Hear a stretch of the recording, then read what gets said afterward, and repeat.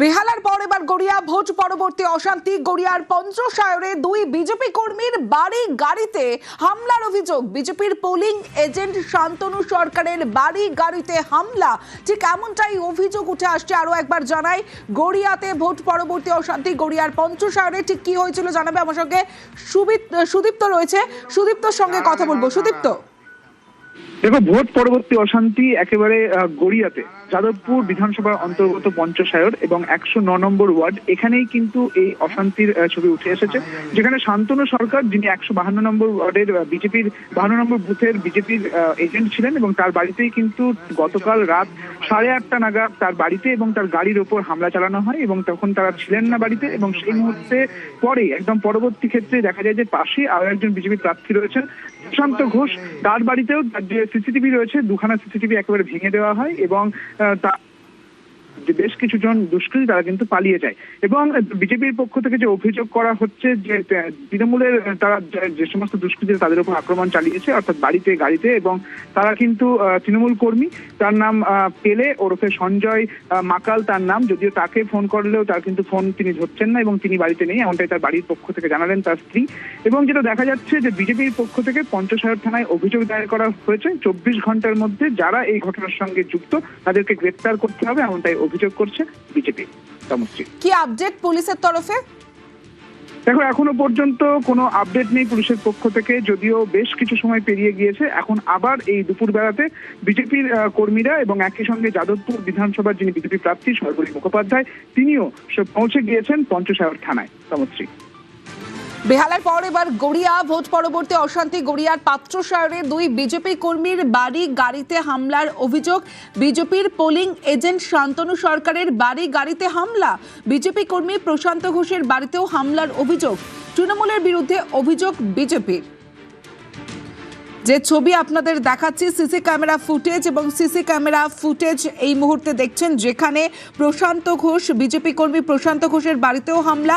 শুধু তাই নয়, বিজেপির পোলিং এজেন্ট শান্তনু সরকারের বাড়ি গাড়িতে হামলার অভিযোগ।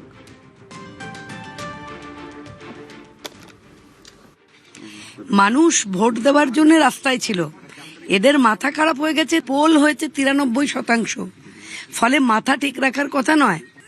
এই বাড়িতে এবং আমার আরেক কার্যকর্তা প্রশান্ত, ওর বাড়ির সিসিটিভিও ভেঙে দিয়েছে। সিসিটিভি ফুটেজ নিয়ে আমরা থানায় যাব। সিঙ্গল এজেন্ডা পেলেকে গ্রেপ্তার করতে হবে। আমরা একটা টাইম আপ দেব, সেই সময়ের মধ্যে যদি পেলে গ্রেপ্তার হলো ভালো, তা নাহলে পঞ্চশায়র থানায় আমার নিজে বসবো অনশনে। এই মুহূর্তে জয়প্রকাশ মজুমদার তৃণমূল নেতা আমাদের সঙ্গে রয়েছেন। জয়প্রকাশ বাবু, গড়িয়ার পঞ্চশায়রে দুই বিজেপি কর্মীর বাড়ি গাড়িতে হামলার অভিযোগ, এবং সেখানে বিজেপি প্রার্থী তিনি অভিযোগ করছেন যে 92% ভোট দেখে তৃণমূলের মাথা ঠিক নেই। না, সে যা ইচ্ছে মনে করতে পারেন।